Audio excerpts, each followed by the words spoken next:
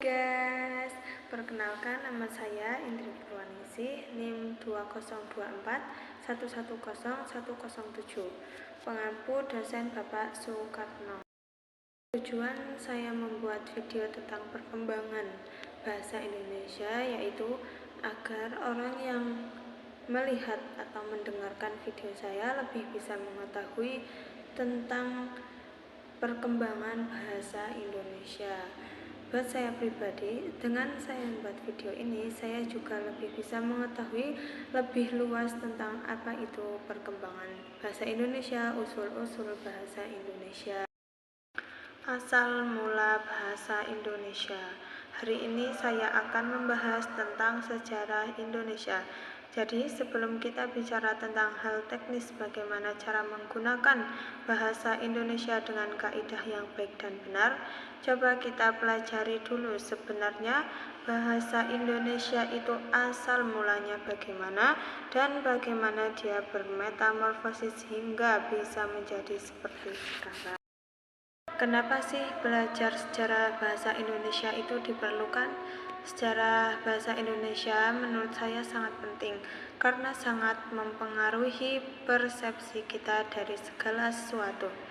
Jika kita mengetahui latar belakangnya, asal-usulnya, dan bagaimana dia mengalami perubahan, kita akan bisa menentukan objek secara profesional, entah itu barang, manusia, lingkungan, supaya kita mempunyai sikap yang baik terhadap bahasa Indonesia. Maka saya akan bahas tentang sejarah bahasa Indonesia. Hal pertama yang harus kita pelajari yaitu latar sosial budayanya.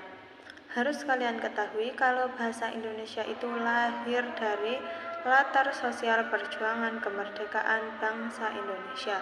Kita tahu bahwa pada masa kemerdekaan bangsa kita itu sedang berjuang sekuat tenaga membebaskan diri dari cengkraman penjajahan. Nah, oleh karena itu ada momen-momen yang penting. Misal pada 1928 ketika terjadi Sumpah Pemuda, di saat itulah leluhur kita mengikrarkan bahwa menjunjung tinggi bangsa persatuan yaitu bahasa Indonesia.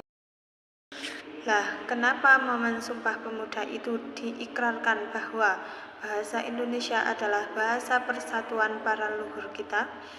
Mereka adalah orang-orang yang sangat cerdas, orang-orang yang memiliki intelektual tinggi. Mereka tahu bahwa bahasa Indonesia mempunyai peran penting dalam mempersatukan bangsa. Mereka belajar dari bangsa lain yang kelahirannya pada abad 19 itu. Sudah mereka pelajari polanya di Afrika, Asia, dan Amerika. Dan mereka tahu bahwa bahasa memiliki peran besar dalam menyatukan bangsa Indonesia yang ingin merdeka itu. Nah, karena itu ketika ada Sumpah Pemuda, salah satu hal yang diikrarkan adalah bahasa persatuan yaitu bahasa Indonesia yang memiliki dua implikasi. Yang pertama, implikasi praktis dan yang kedua, implikasi politis. Apa implikasi praktis? Ketika kita sudah mengikrarkan bahasa persatuan, bangsa Indonesia dari berbagai latar belakang budaya memiliki alat komunikasi yang sama sehingga lancar berkomunikasi. Nah, kelancaran bertukar informasi adalah kondisi yang sangat menjunjung perjuangan kemerdekaan kita. Bahasa Indonesia memiliki pertukaran informasi melampaui kendala budaya yang pada saat itu ada. Sementara itu, aspek politisnya juga orang-orang yang menggunakan bahasa yang sama cenderung memiliki identitas yang sama. Oleh karena itu, mereka merasa berada pada komunitas yang sama juga.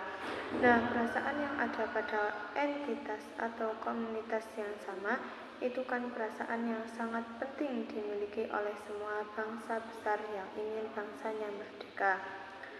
Bahwa rasa berbangsa pada dasarnya adalah rasa yang dibangun oleh satu imaji. Nah, ketika kita memiliki bahasa yang sama, simbol-simbol yang sama, identitas yang sama, maka imaji kebangsaan kita semakin besar. Nah, selanjutnya, kalau begitu bahasa Indonesia lahirnya kapan? Ada dua titik penting, ada dua momen untuk kita bisa menjawab bahasa Indonesia itu lahirnya kapan. Secara politis, bahasa Indonesia sudah lahir sejak 28 Oktober 1928 saat Kongres Pemuda II. Pada saat itu, bahasa Indonesia diikrarkan sebagai bahasa Indonesia yang tetap. Tetapi secara yuridis, bahasa Indonesia lahir pada 18 Agustus 1945 saat Undang-Undang Dasar 1945 resmi diundangkan. Pada pasal 36 telah disebutkan secara tegas bahwa bangsa negara adalah bahasa Indonesia. Oleh karena itu, ada dua titik penting pada tahun 1928 secara politis dan 1945 secara yuridis. Selanjutnya, setelah diundangkan 1945 itu, bahasa Indonesia secara resmi berdasarkan konstitusi diakui sebagai bangsa negara bahasa persatuan kita. Kemudian pada saat itu perkembangan bahasa Indonesia dimulai dengan sangat pesat. Nah, setelah merdeka 1947 baru kita membuat dan mengesahkan satu sistem ejaan sendiri yang bernama Ejaan Republik. Ini membuat bahasa Indonesia memiliki ciri yang berbeda dengan bahasa Melayu. Meskipun secara kesejarahan itu masih satu rumpun, bahasa Indonesia memiliki perbedaan ringan. Bahasa Melayu sebagai bahasa daerah di Riau dan sekitarnya. Bahasa Indonesia juga punya perbedaan dengan bahasa Melayu sebagai bahasa yang digunakan oleh masyarakat Malaysia. Nah, pada saat itulah identik kita sebagai satu bahasa terus berkembang pada 1947. Nah, pada saat itulah identik kita sebagai satu bahasa terus berkembang. Pada 1947, kita menetapkan satu ejaan republik. Kemudian pada tahun 1972, kita sudah menetapkan ejaan baru lagi yang bernama ejaan yang disempurnakan. Kemudian pada tahun 2015, ini dinyatakan tidak berlaku. Dari hari ini, kita menggunakan ejaan bahasa Indonesia. Bahasa Indonesia itu memiliki metamorfosis yang cukup lama dan cukup panjang, yang membuat keberadaannya itu semakin berubah menjadi lengkap. Nah, perubahan bahasa Indonesia itu dapat kita telusuri melalui 3 atau 4 aspek. Yang pertama, aspek leksikon, yaitu jumlah kosakata dalam bahasa Indonesia terus bertambah. Saat ini di Kamus Besar Bahasa Indonesia itu ada 120.000 kosakata. Berbeda jauh dengan yang pertama, jumlahnya sekitar 60.000 atau 70.000 kosakata. Perubahan bahasa Indonesia yang kedua yaitu aspek semiotik, yaitu kata atau istilah mengalami perubahan makna. Ada juga aspek fonologi, yaitu perubahan yang pengucapannya. Misal kata-kata zaman dahulu dikatakan pada hari ini mungkin mempunyai perubahan kata, tetapi maknanya sama. Juga aspek gramatik, yaitu perubahan dalam menyusun kalimat. Yang saya sampaikan tadi dapat kita lihat peran penting dalam perjuangan bangsa Indonesia.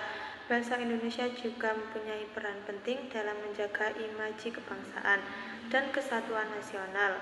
Kita sebagai anak muda sekarang beruntung mewarisi bahasa Indonesia yang relatif lengkap dan sempurna sebagai alat komunikasi.